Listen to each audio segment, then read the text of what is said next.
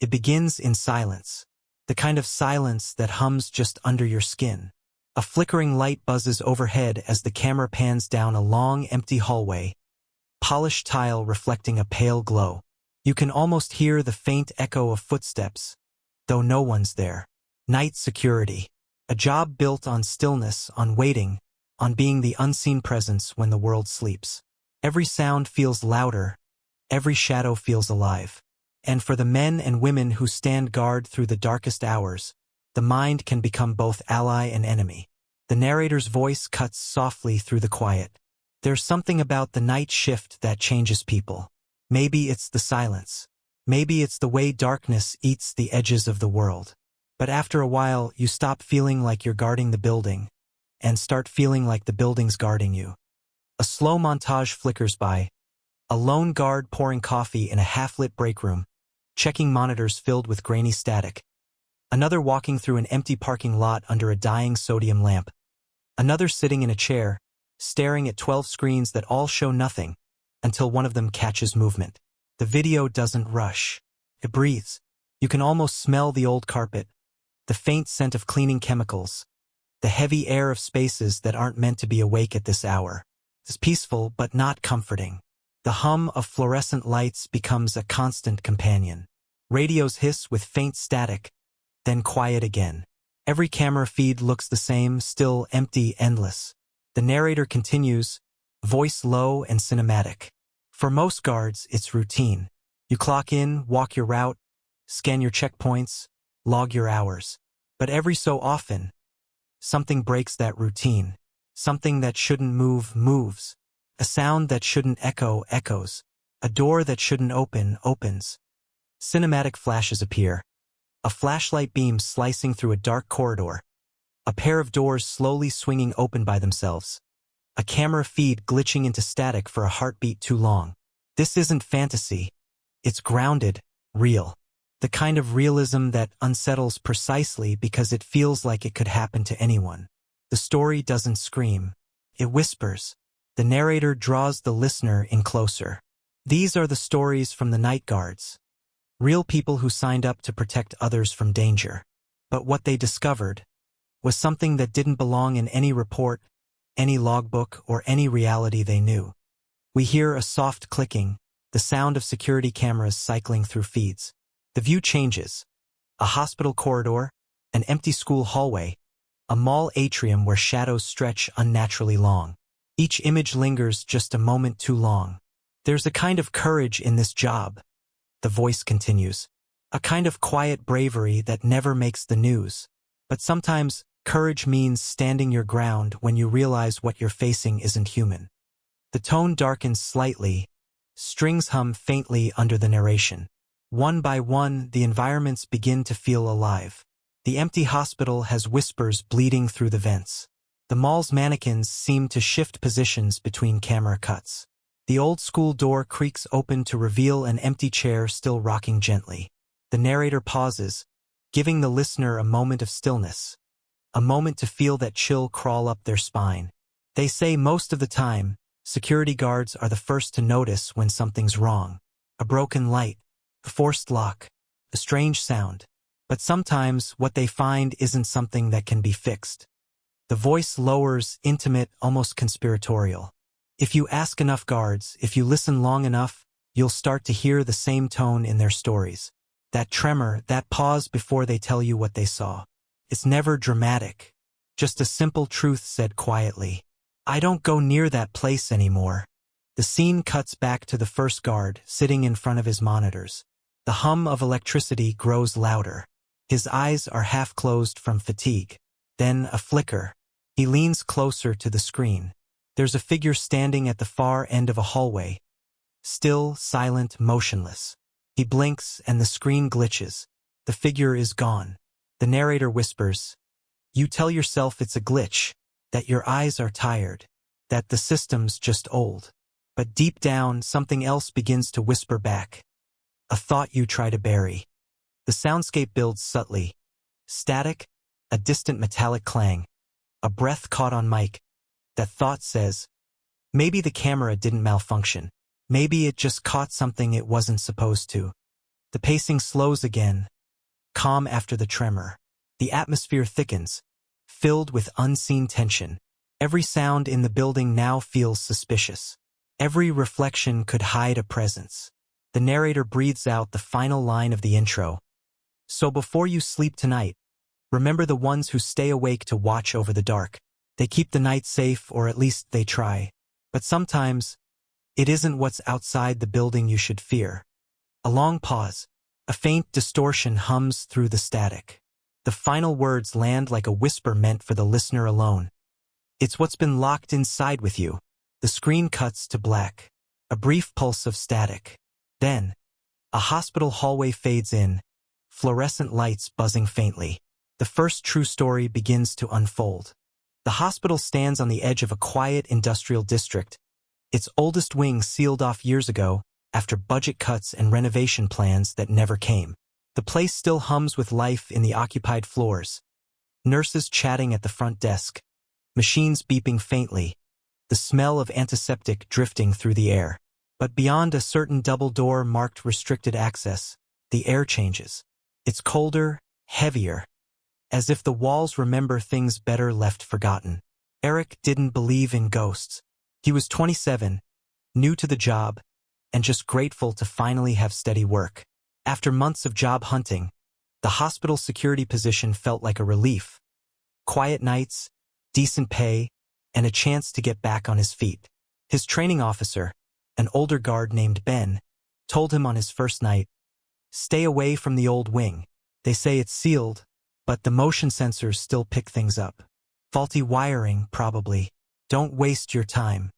First, Eric didn't. The nights passed in monotonous loops. Coffee, patrol, logs, repeat. The hallways all looked the same, sterile and pale. He'd hum to himself just to keep his mind busy. Sometimes the wind outside made the windows rattle. Sometimes the elevator stopped on a floor no one had called. Little things. Things he brushed off. But on his fifth night, the cameras caught movement in the abandoned section. He noticed it during his 3 a.m. round, the time of night when the world feels thinner, quieter, almost suspended. The monitor flashed. A grainy feed from the sealed corridor lit up, motion detected. Eric frowned, leaning forward. First, nothing. Just the empty hall beyond the barricade. Then, a flicker of movement near the far door. He replayed it twice, but the figure, or whatever it was, didn't appear again. He logged it, reported the sensor malfunction, and moved on. But the next night it happened again. And the next. The pattern began to feel deliberate. Always between 2:45 and 3:10. Always the same camera. Sometimes it caught the faint reflection of something pale. Sometimes the feed warped for a second like static over a face. By the end of the week, Eric's curiosity outweighed his instructions.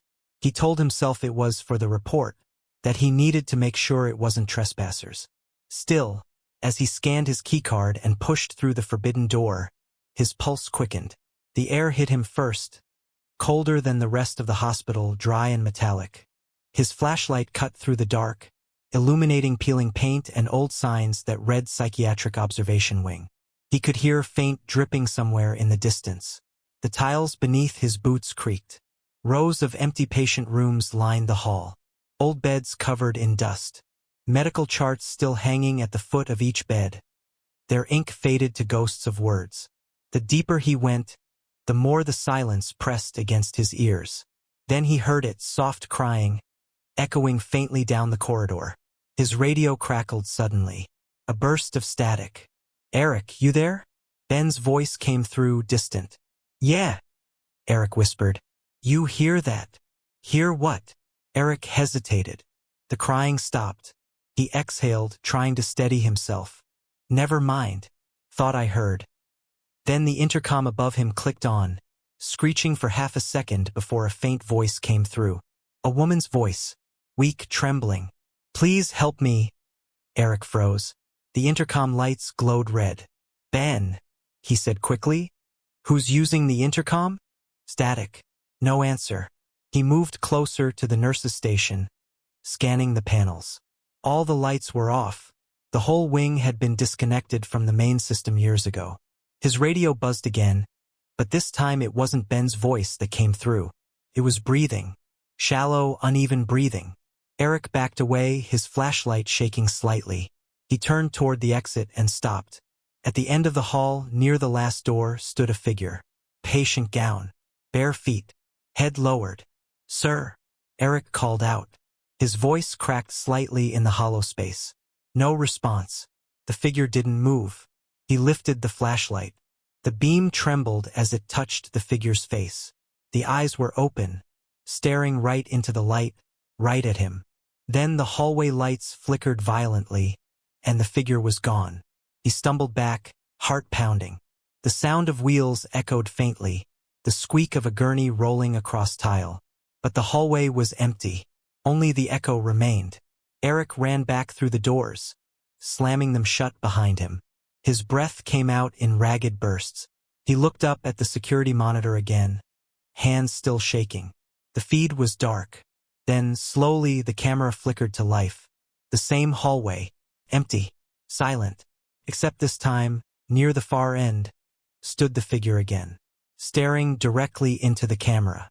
He could see the patient's badge now, faintly reflecting the light. He zoomed in. The name was barely legible under the dust and grain of the feed.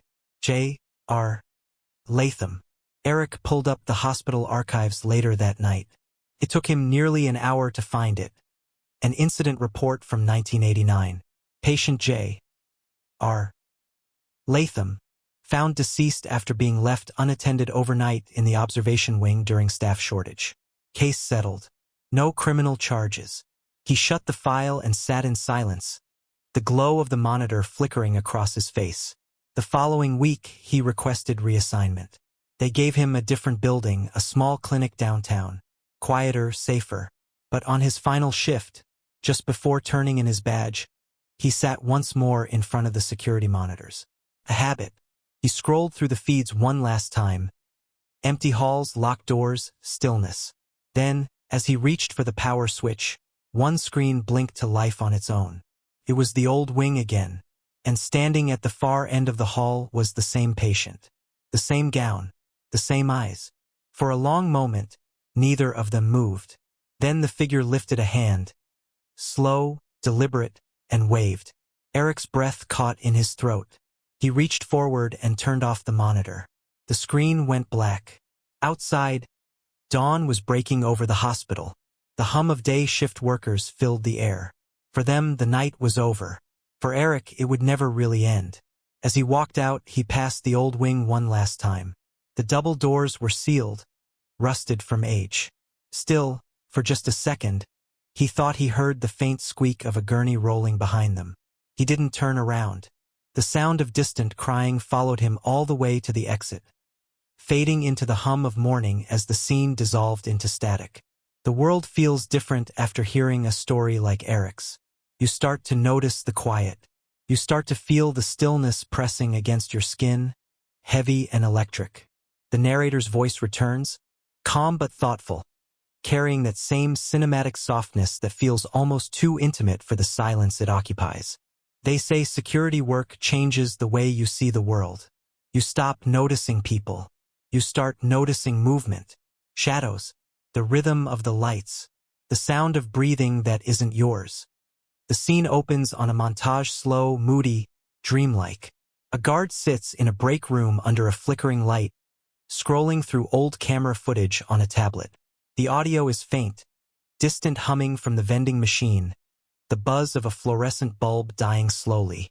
Another guard walks the same route through an empty lobby again and again, his reflection gliding across the glass like a double.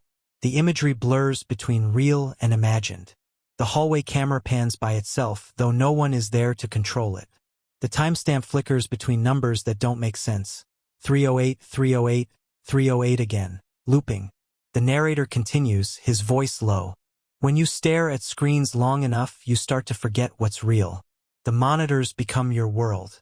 You live inside the glow, trapped between what's there and what's missing. There's a faint sound, static at first, then the muffled thud of footsteps echoing somewhere deep in the background. The image on the screen ripples slightly, like a reflection disturbed by a stone.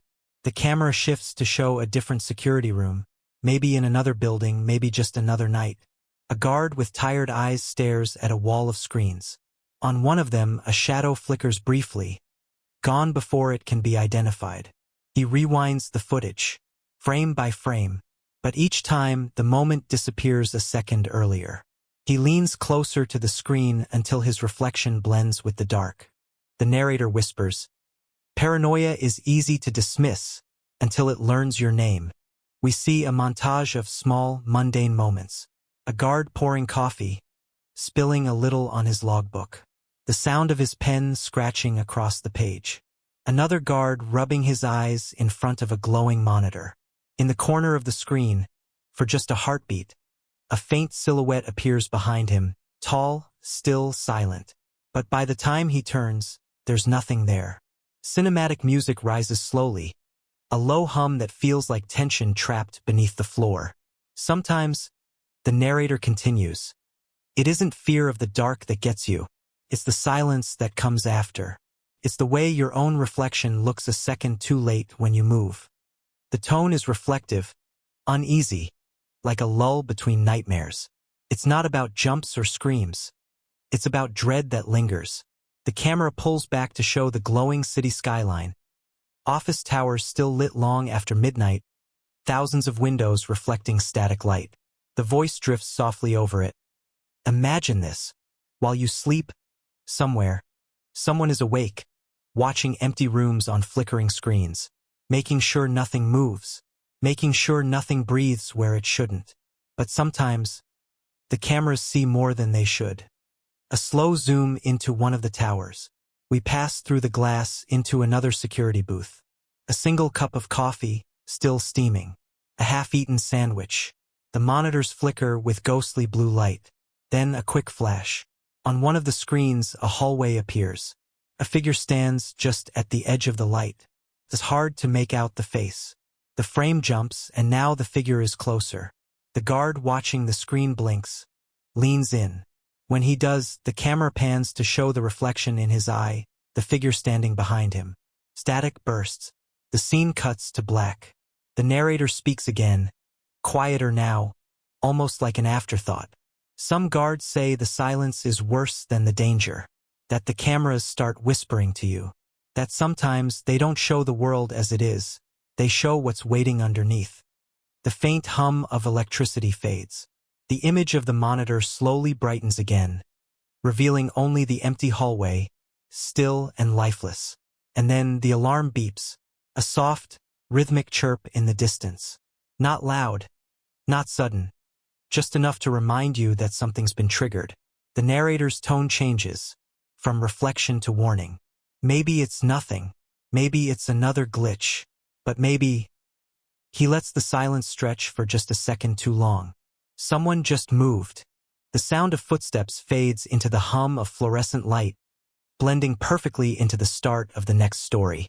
The camera fades in slowly on a massive, empty shopping mall after midnight. The silence feels heavy, the kind of silence that absorbs sound instead of echoing it. The polished floors glimmer faintly beneath the flicker of overhead lights. Mannequins stand frozen behind glass storefronts, their plastic faces caught mid-expression. Somewhere far away, a maintenance door clicks shut, and the echo stretches down the empty corridors like a distant sigh. This is where Dana works. She's 34, a single mother trying to make ends meet, juggling 2 jobs and endless exhaustion. Night security wasn't her first choice, but it was steady, predictable, safe, or at least that's what she told herself when she started. Most nights were the same. She'd clock in at 10 p.m., grab her coffee from the break room, and walk the same looping route through the mall's gleaming interior. The stillness was almost soothing, music faintly leaking from some forgotten speaker, the smell of old popcorn and wax tile. Sometimes she'd hum softly to herself, just to fill the air. But lately, something about the place felt off. Started small. A perfume scent in the air that came and went. Floral, faint, almost nostalgic. Once or twice, she thought she saw mannequins turn slightly when she passed them. Not enough to be obvious, just a few degrees off. Hands shifted, heads tilted, She told herself she was imagining it. Fatigue, maybe. Long nights and not enough sleep. But the feeling wouldn't leave her, that sensation of being watched. Of someone just out of sight. At 2:17 a.m. On a Tuesday, the mall's ambient playlist began to play on its own. The soft hum of 80s elevator music floated through the air. Even though Dana had turned off the system hours earlier, she stood frozen near the central fountain, listening. The sound was warped, slower than normal, like a vinyl record dragged by hand. Then came the laughter. Not loud, just a faint, echoing giggle drifting through the halls. It sounded like a child. Maybe two. She turned sharply, shining her flashlight down the west corridor. Nothing. The sound stopped as quickly as it had begun. Her radio crackled softly. "Everything all right, Dee?" It was Tony, her partner, stationed in the back office. She exhaled, trying to steady her voice. Yeah, just weird audio playing. Might be a timer fault." "Copy that. Cameras look clear. You good?" "Yeah," she lied. But the unease lingered. She made her way toward the department store wing, her flashlight beam cutting across the dark. The mannequins inside Jewel and Lace Boutique caught her eye again. She'd passed that storefront hundreds of times. She knew their positions by heart. But now, one of them had moved. The tall one with the blue dress. Its hand was pressed flat against the glass, like it wanted to get out. Dana's light trembled as she took a cautious step closer. Her reflection stared back from the dark window, pale, tired eyes beneath her security cap. Then she noticed something else in the reflection. Behind her, a shadow, moving slowly, just past the corner of the next corridor. She spun around. Nothing. Her radio buzzed again. "Dana, you still in the main hall?" Tony asked. One of the sensors in the lower level just triggered. She frowned. "Lower level's been closed for months. Might be raccoons again. You want to check it out or wait till morning?" She hesitated, then sighed. "I'll check. Might as well." The basement access was behind an old electronics store, tucked away behind a security gate she rarely touched. The air was thick with dust as she pulled it open. Her flashlight beam illuminated the sign above the stairs. Maintenance Sublevel B. Authorized personnel only. Her footsteps echoed down the narrow stairwell. The air grew colder with each step, the smell of mold seeping through the concrete. At the bottom, she found a long hallway lit by a single, buzzing bulb. The floor was damp, glistening faintly. Then she froze. Down the hall, shapes stood in the shadows. Mannequins. Dozens of them. Their torsos gleamed faintly in the weak light. Headless, armless, some wrapped in torn plastic. They stood in uneven rows like silent witnesses. The smell of perfume hit her again, stronger this time, mixed with the sour tang of water and metal. Her radio hissed, then went dead. She tried to back away, but her boots slipped on the wet floor. The flashlight beam skittered across the walls. For a split second, she thought she saw one of the mannequins breathe. His chest rose, fell, then rose again. Dana bolted up the stairs, heart hammering in her throat. She slammed the metal door shut and fumbled to lock it. Her breathing came in sharp, uneven gasps as she pressed her back against the cold wall. The music upstairs had stopped. The mall was silent again, too silent. When she finally reached the security office, Tony was gone. His chair sat empty, still spinning slightly as if he'd just left. The monitors buzzed with static. One screen flickered, the camera for Sublevel B. Through the distortion, she could see movement. The mannequins, slowly turning one by one toward the camera. Her hands shook as she unplugged the monitors. She didn't wait to clock out. She just left. The next morning, management reviewed the security footage. There was nothing. No movement. No sound. The basement was empty. According to the video, Dana had never gone down there at all. They let her go quietly a week later. "Unfit for overnight duty," the report said. Dana never argued. She just wanted to forget. Months passed. She got another job, quieter, smaller. Sometimes she'd still catch herself staring at mannequins in store windows, expecting them to move. One evening, as she tucked her son into bed, her phone buzzed. A message from an unknown number. The image attached showed a mannequin in a blue dress, standing in a dimly lit hallway. The text beneath it read, "Mom, that mannequin from your work looks like you." Dana's phone slipped from her hand. In the silence that followed, faint music began to play from the living room. A slow, distorted tune she hadn't heard since her nights at the mall. The camera fades out as the melody echoes through the dark, fading into the hum of static that bleeds into the next scene. The story begins with a steady, haunting rhythm, the low hum of fluorescent lights echoing in a long, empty corridor. The air feels heavy, the kind that presses against your chest, making every breath slow and deliberate. Outside, rain lashes against the windows of a 12-story office tower, the city beyond blurred into streaks of silver and shadow. Inside, Marcus Hale, a 42-year-old veteran security guard, sits alone at his post. The clock above him ticks toward 2:43 a.m. He's been doing this for nearly 15 years, different buildings, same silence. Tonight, though, the silence feels different. It's too quiet. The kind of quiet that makes the hair on the back of your neck stand up before your brain understands why. He sips cold coffee, scanning the monitors. Every hallway, every stairwell, every exit looks empty. But then, just for a second, one of the feeds flickers. Camera 6, West Elevator Lobby. A shape moves behind the glass door. He leans forward, narrowing his eyes. The figure is faint, almost transparent. A blur of movement that seems to drift, not walk.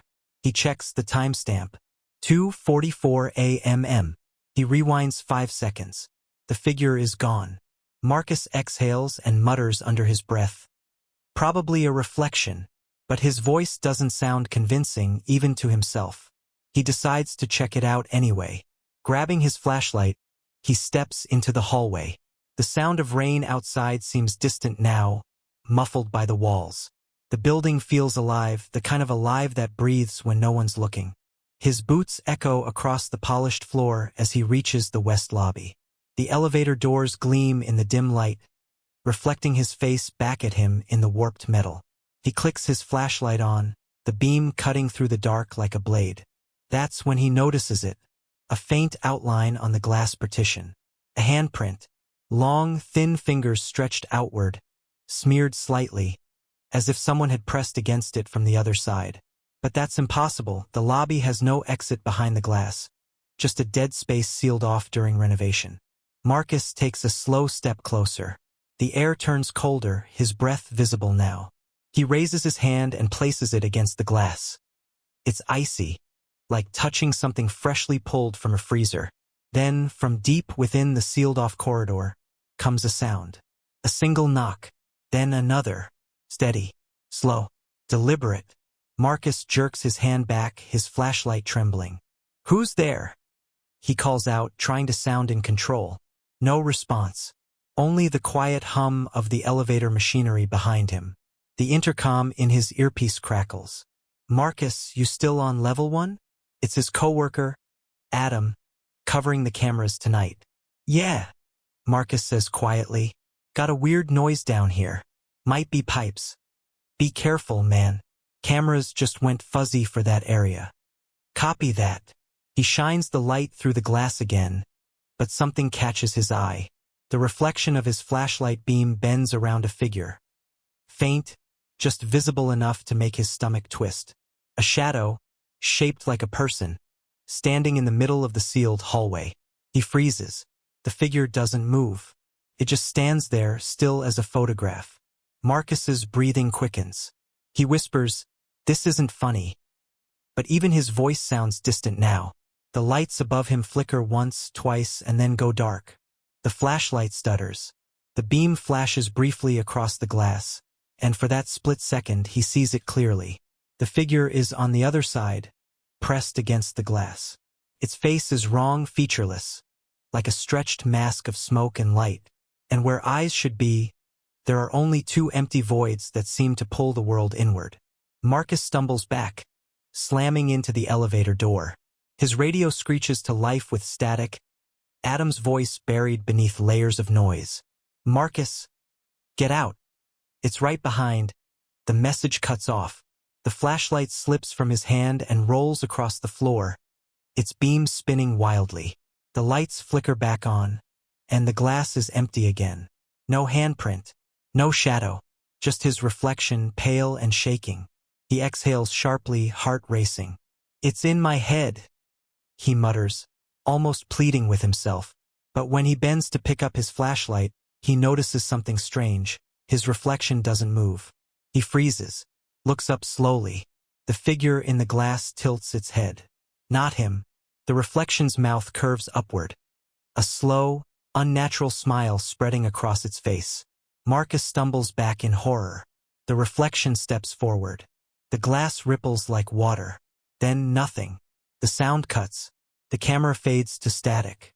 When morning comes, the day guard finds the lobby lights still on and Marcus's chair empty. The building's security log shows he never clocked out. His radio lies on the floor beside the west elevator. Later, the building manager reviews the footage. Between 2:42 and 2:46 a.m. Every camera on the first floor records nothing but static. But for a single frame, just one, there's an image burned into the video. Marcus, standing in front of the glass, his hand raised against it. And beside him, another hand, thinner, longer, pressed against the other side. The building shut down that wing the next day, claiming electrical issues. But at night, when it rains, tenants still report hearing faint knocking sounds echoing from the sealed corridor. Steady, slow, and deliberate. 3 knocks, then silence.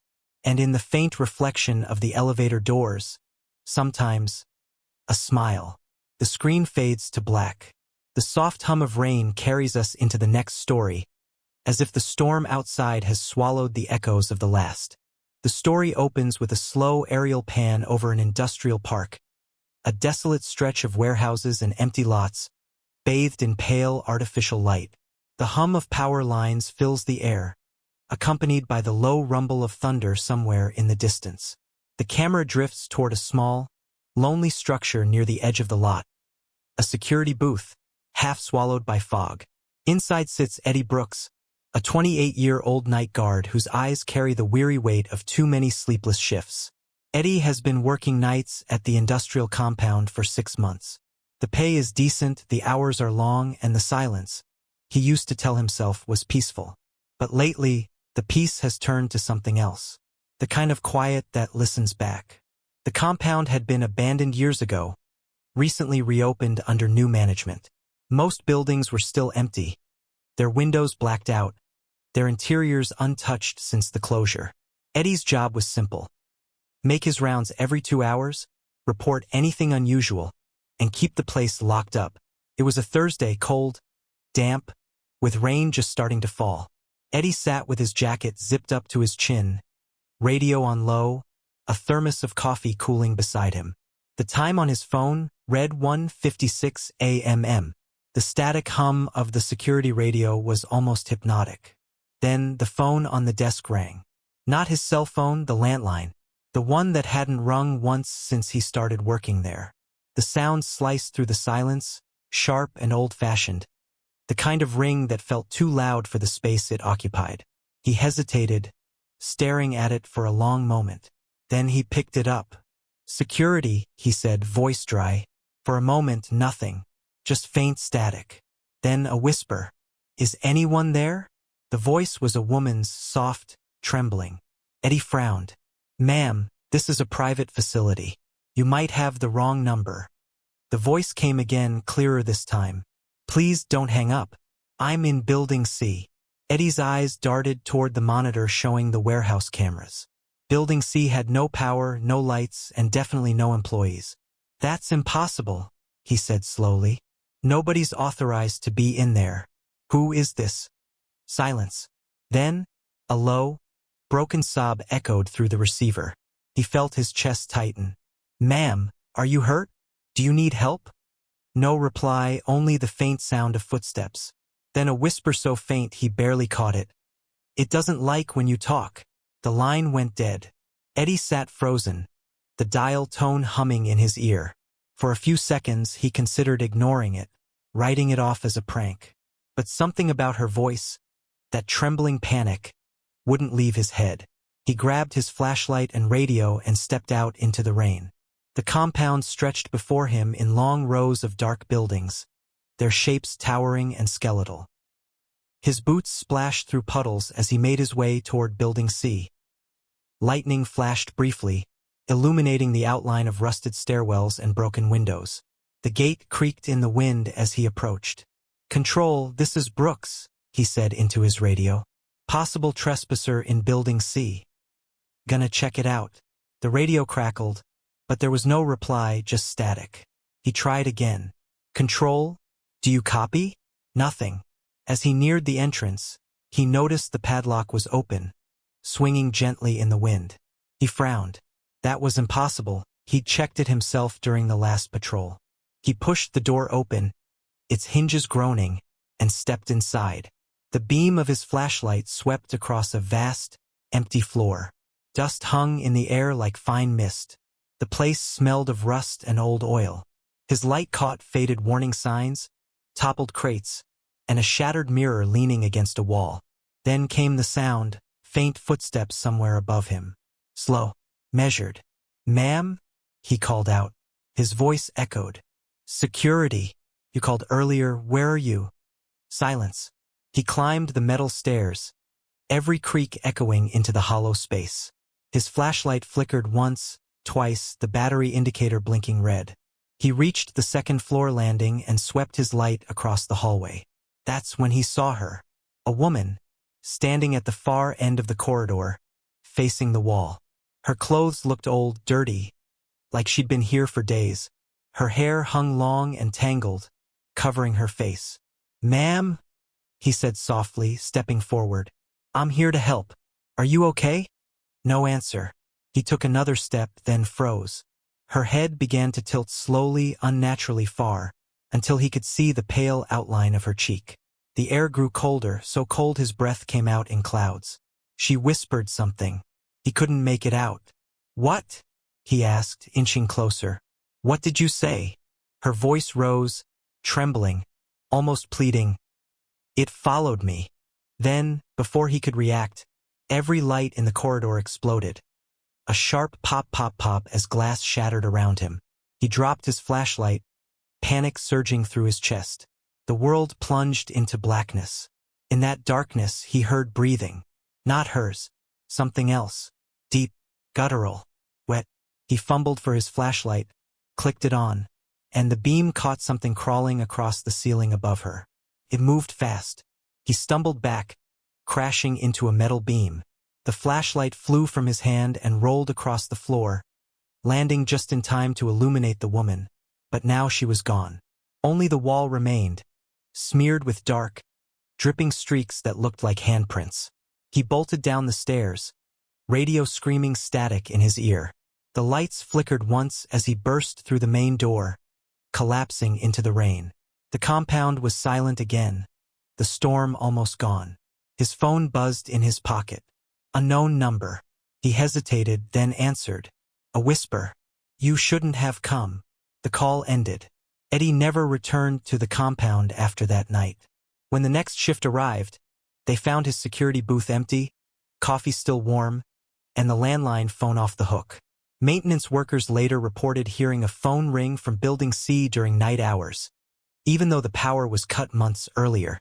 And sometimes, when it rains, passing truckers claim they can see a woman standing in the second-floor window, facing the wall. A wide shot opens on a sprawling corporate parking lot at 3:12 a.m. The kind of place that looks abandoned even during daylight. Hundreds of empty spaces, each glistening beneath the sodium-orange glow of flickering streetlights. A single security SUV idles in the distance, engine rumbling softly against the stillness. The faint buzz of power lines and the rhythmic drip of rain from overhangs are the only sounds that exist. Inside the SUV sits Luis Ortega, a 39-year-old night guard. He's been with the company for almost a decade. A loyal, quiet man who keeps his head down and his shifts simple. He used to joke that he liked working nights because ghosts don't fill out incident reports. But that was before this sight, before the things he started seeing after midnight.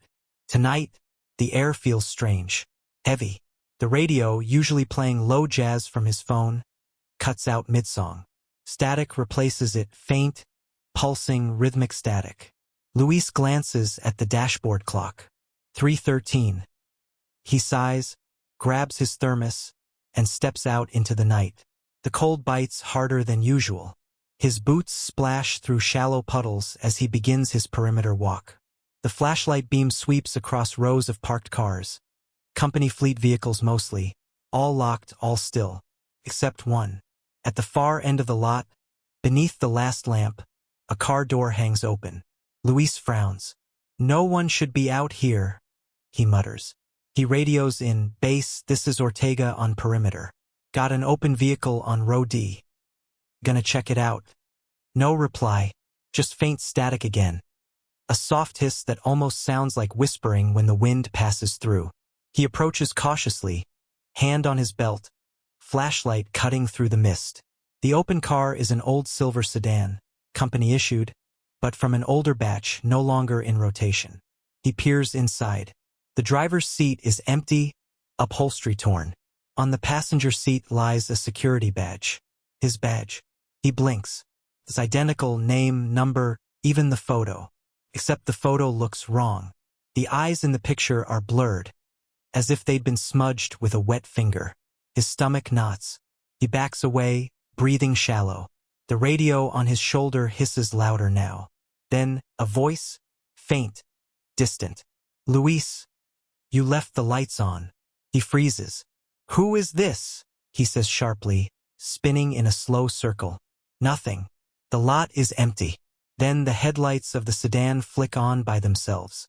Bright beams cut through the fog, blinding him for a moment. He stumbles back, shielding his face. And in that instant, a shape moves behind the glare. Someone is sitting in the driver's seat. "Hey!" he shouts, rushing forward. But when he gets close enough to see, the seat is empty again. The headlights flicker and die. Luis's pulse is pounding now. He lifts his radio again. "Base, I've got an intruder. Row D possible." The voice interrupts, louder this time, coming through both the radio and somewhere behind him. "You left the lights on." He spins around. The parking lot is still. Rain patters softly on asphalt. Then, slowly, one by one, the cars begin to flash their headlights.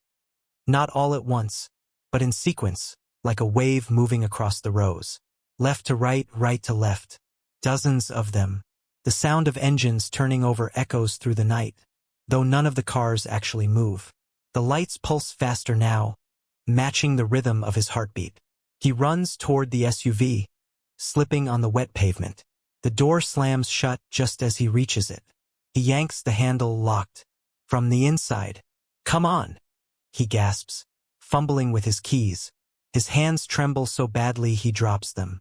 They scatter across the asphalt, clinking under the car.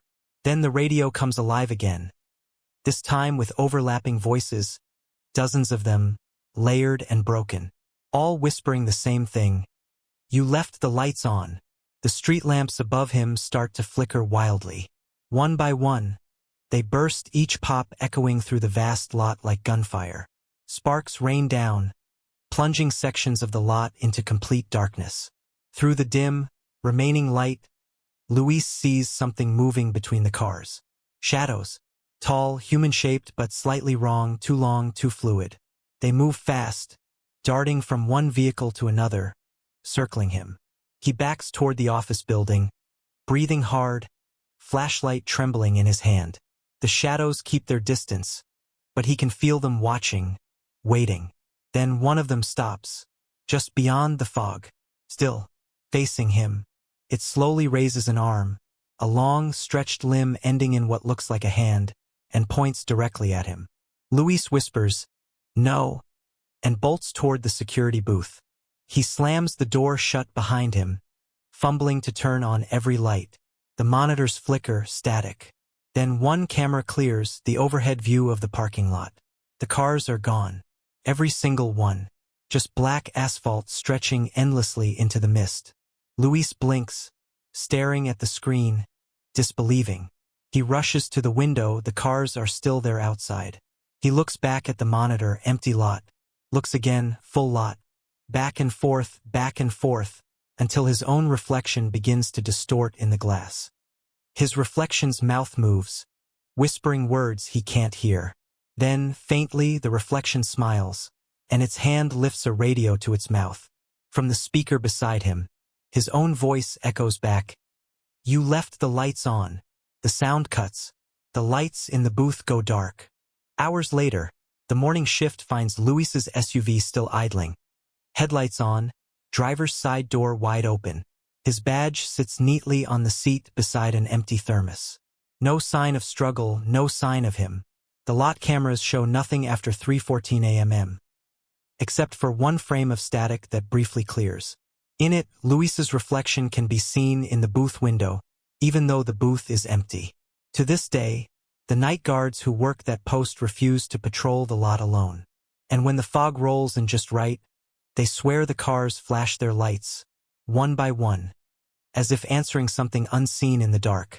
A cold wind blows across the cracked asphalt of the hospital parking lot, scattering old leaves and bits of paper under the dim orange glow of the lamps. The building itself looms against the night, a 5-story relic of the 1970s, half renovated, half forgotten. A red emergency sign flickers weakly, casting brief, ghostly pulses across the entrance. It's 11:58 p.m. and the night shift is about to begin. Inside the front lobby, Clarence Weller, a 46-year-old security guard, zips up his jacket and tightens his belt. His face is lined with exhaustion, his hands steady but tired, the hands of a man who's seen too much and slept too little. This is his 3rd hospital job in 5 years. He used to say hospitals were alive at night. Not with people, but with memories, with echoes. Brooksville Hospital is different, though. It's mostly closed now, except for one active wing used for temporary patients. The rest is dark.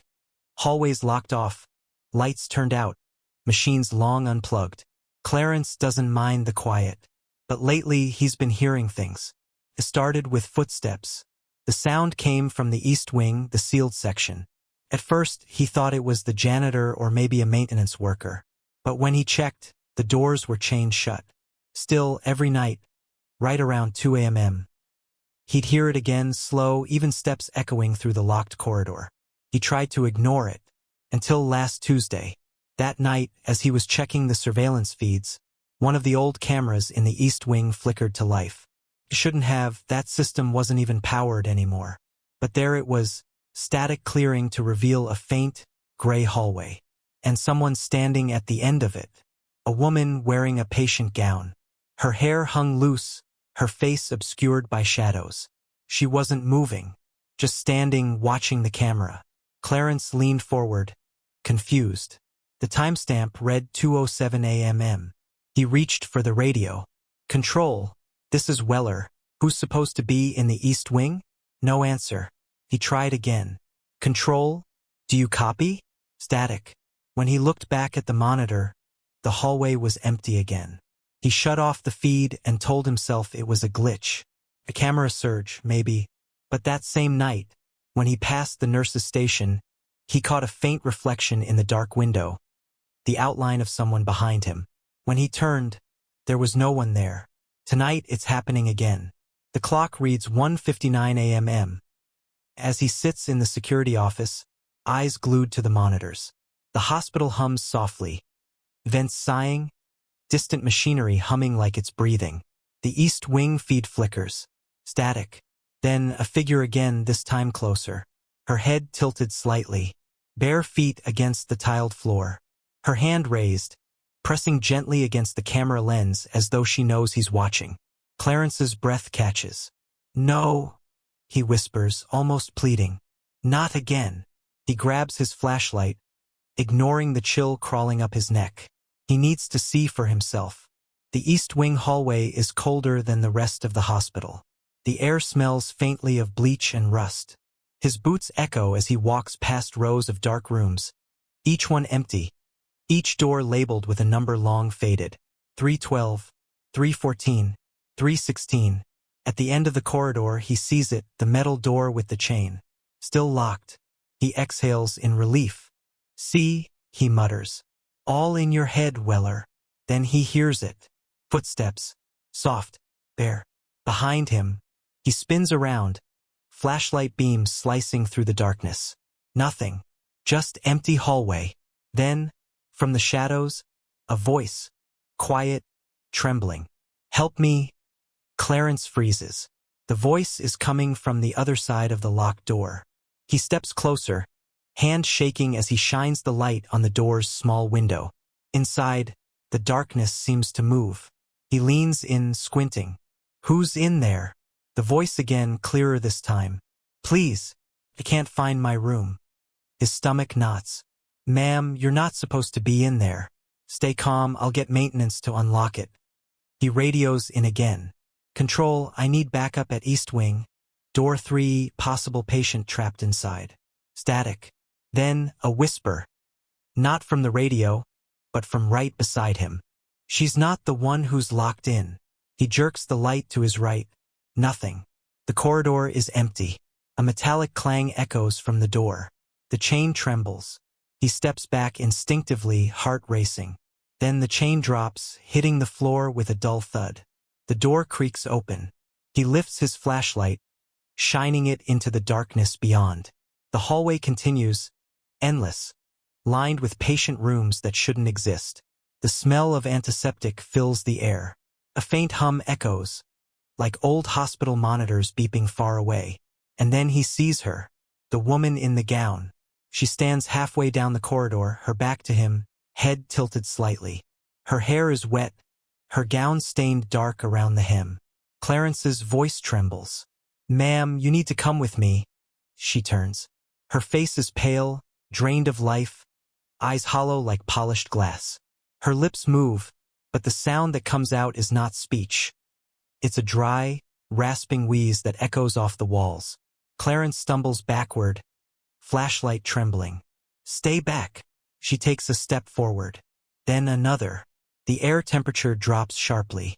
The beam flickers and she's suddenly closer. Only a few feet away. Her hand reaches out, cold and gray, pressing against his chest.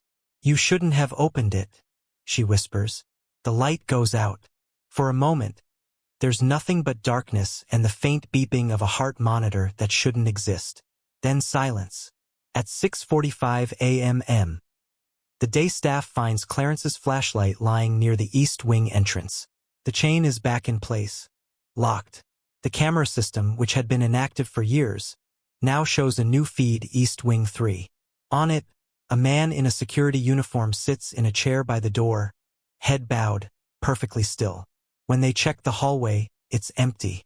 But on the nights that follow, nurses report hearing footsteps coming from the sealed section again. Slow, even deliberate. And sometimes, when they pass the old monitor, they swear they can still see Clarence sitting there, keeping watch beside the door he should never have opened. The night bus rolled through the desolate stretch of highway, its headlights slicing through sheets of fog that hung thick over the road like smoke. It was close to midnight, and only a handful of passengers remained, silent, half asleep, faces illuminated by the dim overhead lights. The low hum of the engine and the rhythmic squeal of the tires on wet asphalt gave the ride a hypnotic, almost dreamlike calm. Michael Laird, the driver, had been working the Route 17 night line for nearly a decade. He'd seen all kinds of strange things out here. Drunk passengers, hitchhikers waving from the dark, even the occasional deer standing in the middle of the road, frozen in the beams. But nothing ever really scared him, until that night. At exactly 12:23 a.m., somewhere between Hollow Creek and Ridgeway, he saw her. A lone figure on the side of the road. She stood perfectly still in the fog, her arm raised in a slow, deliberate wave.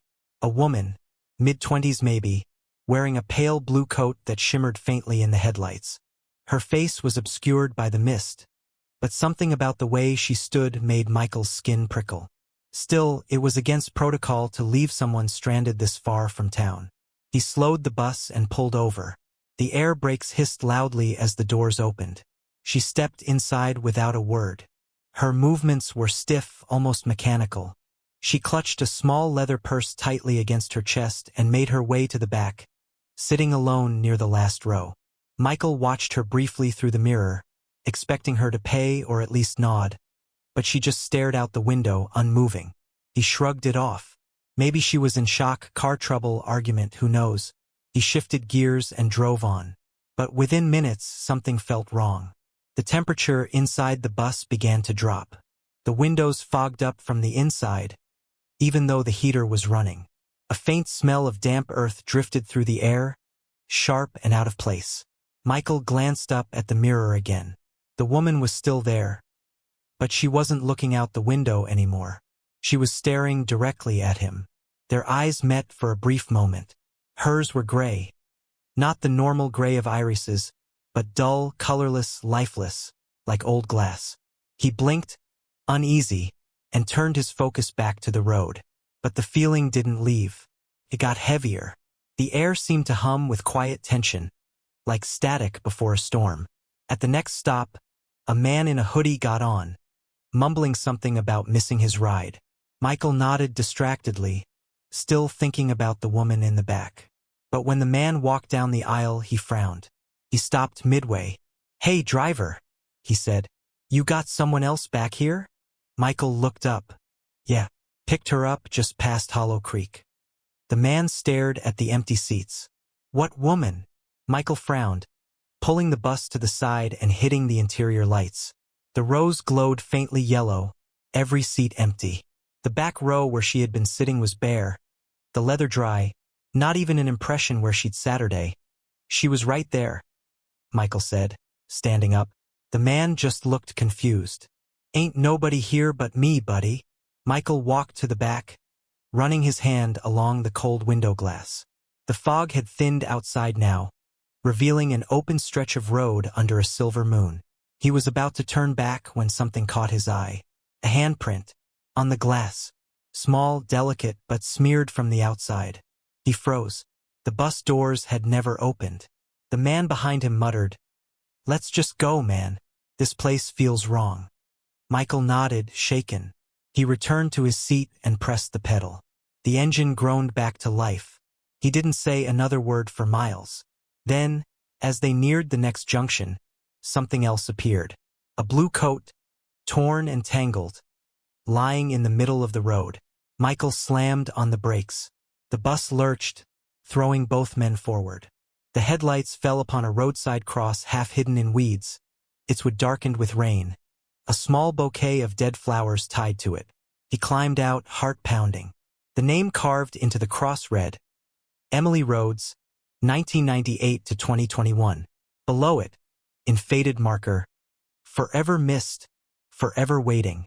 The wind picked up, carrying a faint whisper, something soft, almost like a sigh. When he climbed back into the bus, the temperature had dropped again. The windows fogged instantly, and there, written on the glass beside his seat, were 3 words drawn with a finger from the inside. "Thank you, Michael." He sat frozen for several long seconds, unable to move, the hum of the engine the only sound in the silence. When he finally pulled back onto the road, he didn't look into the mirror again. He couldn't. But halfway through the next stretch, he caught a faint reflection in the darkened glass. The outline of a woman sitting in the back row, her face turned toward him, smiling faintly before fading away into nothing. The bus kept moving through the endless fog, its headlights flickering, carrying only 2 passengers, one living, and one who had finally found her way home. The storm had settled over the city like a heavy blanket, thunder rolling in waves across the skyline. Down below, deep beneath the grand marble floors of the old municipal library, Ethan Ward sat alone in the security control room. The hum of outdated monitors filled the air, their glow casting pale blue light over his tired face. It was just after 1:15 a.m., the halfway point of his overnight shift. The library was ancient, built in the 1920s, and though most of the upper floors had been renovated, the basement still looked the same as it had nearly a century ago. Rusted pipes ran along the ceiling. Concrete walls flaked with age. The smell of damp dust and mold lingered everywhere. Ethan didn't mind the isolation. He actually preferred it. After losing his brother in an accident 2 years ago, he'd grown used to the quiet. Nights like these, when the world above slept and only the echoes of rain and static kept him company, felt almost comforting, until tonight. Because tonight the cameras kept flickering. At first it was random, a quick static pop here and there. Then it became focused. Always the same camera, basement corridor 3. The one that led to the archives. A locked section no one was allowed into anymore after a flood had damaged the floor last winter. The first time it flickered, Ethan leaned forward, squinting at the screen. The long corridor appeared empty, just as always. The single overhead light bulb swung slightly on its wire, casting slow-moving shadows along the walls. But when the static cleared again, he saw it. A shape, at the far end of the hall, just barely visible. Someone or something standing perfectly still, facing the camera. Ethan blinked and leaned closer. It was too dark to make out details, but he could see the outline of a person. A tall figure, shoulders slightly hunched, head tilted. He tapped the monitor, but the screen only fuzzed again. By the time it cleared, the hallway was empty. Probably a glitch, he muttered, forcing a laugh to break the tension in his chest. But his voice sounded thin, the room suddenly colder than before. A few minutes later, the lights in the control room flickered too. He frowned and checked the generator readout. Everything was fine. The backup power had kicked in automatically. Still, the unease grew inside him like a slow, twisting knot. Then came the sound. A dull thud, followed by another. He froze. The sound was coming from below, the level just beneath the archives. But that floor had been sealed for years. He grabbed his flashlight, clipped his radio to his shoulder, and stepped out into the dim stairwell. The building's age showed everywhere. Walls cracked, the scent of rot and wet stone thick in the air. As he descended, each step echoed endlessly into the darkness below. The storm outside roared, but down here, the sound was muted, replaced by a low, humming vibration that seemed to come from the walls themselves. When he reached the corridor, the light bulb at the far end flickered weakly. He lifted his flashlight. The beam cut through the dust and fog in the air like a blade. The hallway was empty, but the air wasn't still. It moved, like a slow, invisible current brushing against his skin. He walked forward, boots crunching on loose debris. The sound of dripping water echoed in the distance. Then he saw it, a wet footprint, bare, human. He followed it, heart pounding. The footprints led to the old steel door of the archives. Its paint peeling, its padlock rusted. The lock hung open. He hesitated. "Who's down here?" His voice wavered, barely audible. No answer. Just the slow groan of the pipes above him, and the sound of his own breathing. He pulled the door open. The air that hit him was ice cold. The beam of his flashlight swept across rows of shelves filled with boxes and old records, the dust floating thick in the light. Then movement. A shadow darted between the aisles. Ethan froze, breath catching in his throat. He turned the light toward the noise. "Hello!" A whisper drifted back. Faint, childlike. "You shouldn't be here." He stumbled backward, flashlight trembling. "Who's there?" The whisper came again, closer now. "You shouldn't have opened the door." And then the light flickered out. The darkness swallowed everything. He fumbled for his radio. "Control to main, I've got movement in the archives." "Repeat." "Possible intruder." Static. Then a voice through the radio, his own voice. "You shouldn't be here." He froze, staring at the device. It crackled again, louder this time. The same words looping, distorted, until it became a shrill, grating sound. He dropped it, backing toward the exit. His flashlight flickered back to life for a split second, just enough to catch a glimpse of the figure standing in the doorway. It was tall. Its skin looked gray and wet, as if it had been soaked in water. The face, if it could be called that, was smooth, featureless, except for the faint imprint of a mouth stretched too wide. Ethan screamed and stumbled back. The light went out again. The sound of footsteps echoed, but not his own. They were circling him. Then silence. When the lights came back on in the morning, the control room was empty. Ethan's chair still spun slowly, the monitors all flashing static. Security footage from that night showed him descending the stairs at 1:27 a.m. No one ever saw him come back up. The last frame of camera 3, recovered from corrupted data hours later, showed a single image before the feed died completely. Ethan's flashlight lying on the ground, its beam illuminating a wet handprint on the concrete, and behind it, something tall, crouched in the dark, smiling without a face. The storm above faded with dawn, but the building never lost its chill. Maintenance crews still hear footsteps echoing through the sealed corridor long after midnight, followed by a single, whispered phrase that no one can explain. "You shouldn't be here." A bitter wind howled across the rooftop of the Forsyth City Mall, carrying with it the smell of rain and something faintly metallic. The lights of the city sprawled below, tiny constellations of motionless glass and steel. Up here, above everything, the air was colder, sharper, and silent, except for the hum of the rooftop ventilation system. Derek Hayes, a 32-year-old overnight security guard, sat on a folding chair beside the rooftop access door, clutching a cup of lukewarm coffee. His uniform was damp with condensation, his breath curling in the night air.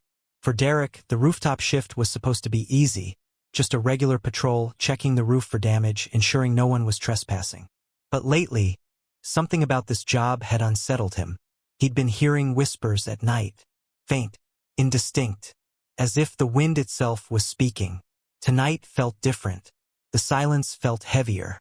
He adjusted his flashlight, sweeping the beam across the roof.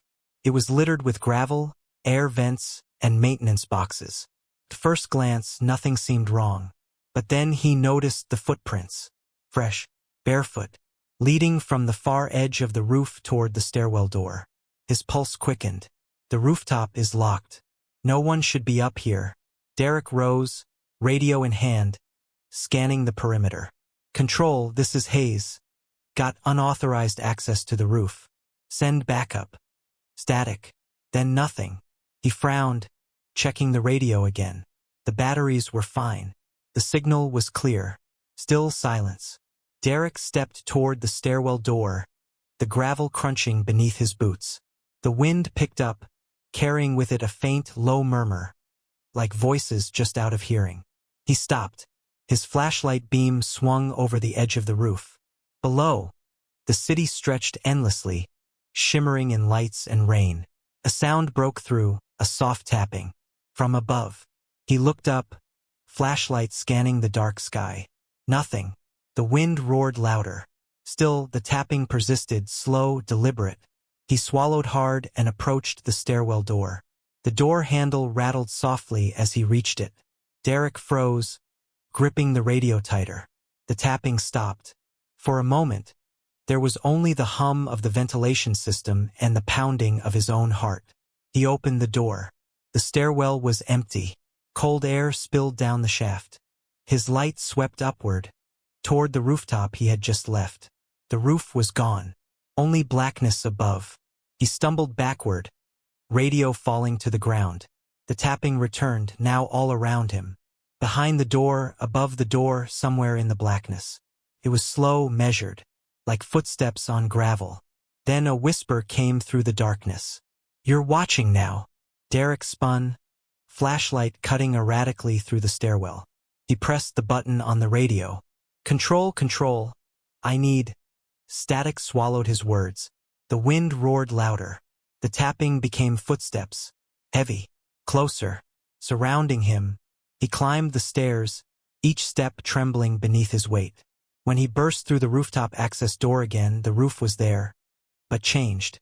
The vents were twisted, the gravel scattered in unnatural patterns.